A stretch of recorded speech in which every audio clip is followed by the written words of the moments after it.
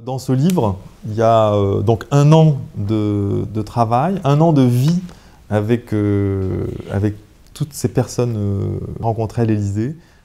Pour un photographe, quand on vous appelle et qu'on vous dit on aimerait bien que vous fassiez les photos pour un livre sur l'Élysée, c'est quelque chose d'assez incroyable. Mon rôle à moi, ça a été de concevoir ce projet avec Véronique Rampazzo, de trouver une équipe, de la monter, un auteur, un photographe, et ensuite de réaliser le projet et le livre, et de le vendre à un éditeur. Quand on arrive à l'Élysée, c'est un peu mystérieux en fait au départ. Moi, c'est l'effet que ça m'a fait. C'est quand même le plus haut lieu de la République.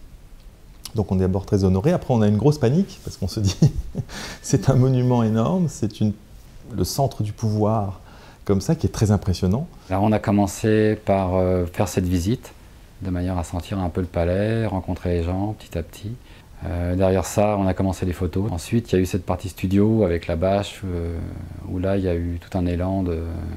Enfin, je sais pas, les gens étaient heureux de se mettre là devant l'appareil de Philippe et de poser. On rigolait bien d'ailleurs ces jours-là, c'était assez sympa. Derrière, Fabienne a commencé aussi les interviews et à rédiger les textes.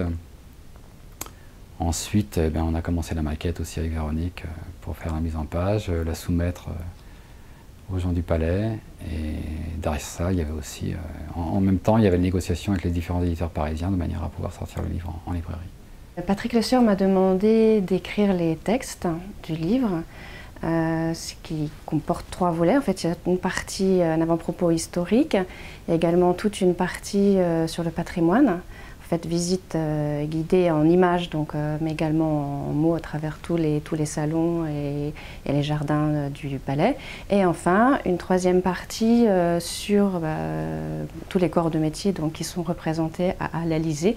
Donc c'est une partie plus reportage journalistique. C'est un endroit où il a fallu que je me serve de toutes mes ressources. C'est-à-dire qu'il fallait faire du portrait.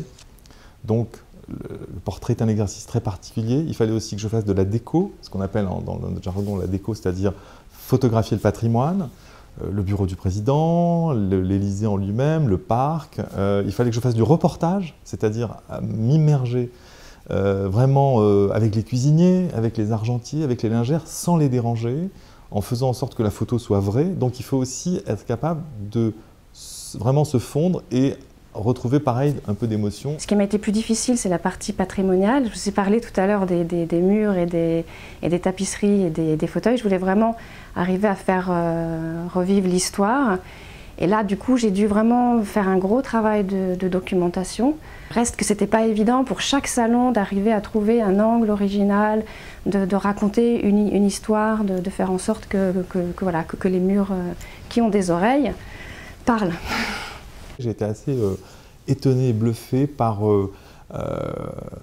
toutes ces personnes qui travaillent à l'Élysée que j'ai rencontrées, que ce soit Bernard Faution, le chef cuisinier, Patrick Brassard, le chef des argentiers, qui sont là depuis 35 ans, je crois, chacun, qui travaillent vraiment pour la République. Ils sont très fiers et ils ont envie ils donnent le meilleur d'eux-mêmes. Et ça, en photo, on n'a pas le droit de mentir et de manquer à ça. Je suis argentier depuis 1976 ici au Palais de l'Élysée. Donc ma fonction consiste à m'occuper des tables, du président bien sûr.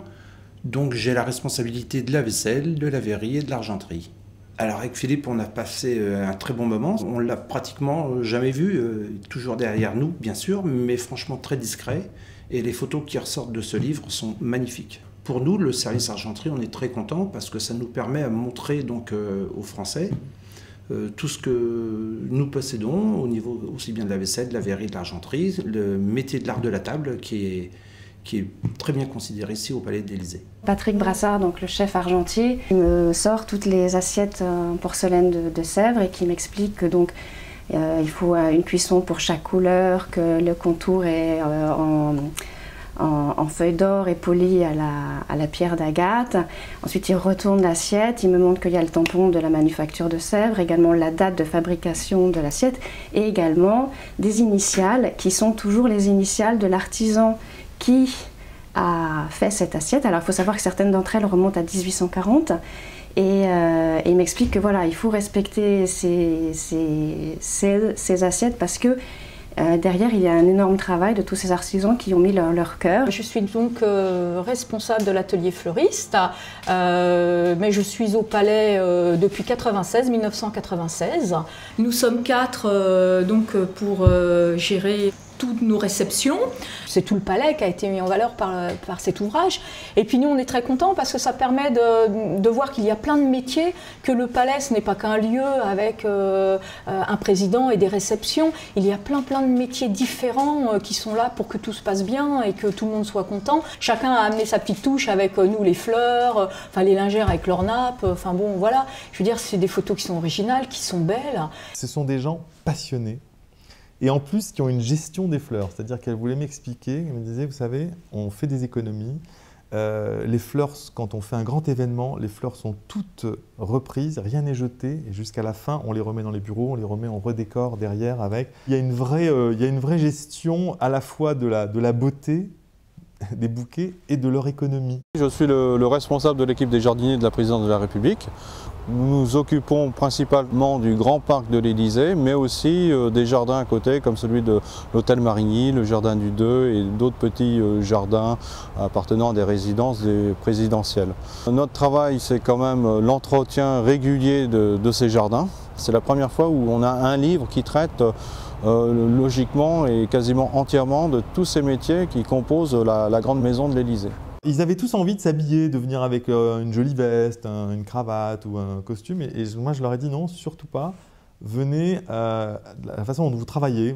Voilà, je voudrais que, voilà. Ils voulaient nettoyer leurs outils, je voulais pas qu'ils les nettoient. Je voulais avoir la terre, les petites feuilles qui restaient. Ça, je trouvais ça très joli. Et je voulais vraiment, voilà, encore dans l'idée d'être vrai et donc forcément un peu fort.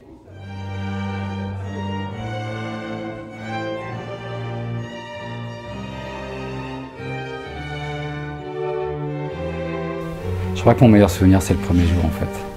C'est lors de la visite dans cet endroit tellement mystérieux. À découvrir ce lieu, à découvrir le parc, à découvrir tous ces salons. Et le moment le plus fort, évidemment, c'est quand on rend la copie. Il y a Franck Louvrier quand même qui est derrière tout ce projet-là et qui va réceptionner le premier exemplaire et les premières maquettes. Et là, on attend le verdict. J'ai été très soulagé de savoir qu'il était très content et que le livre plaisait énormément.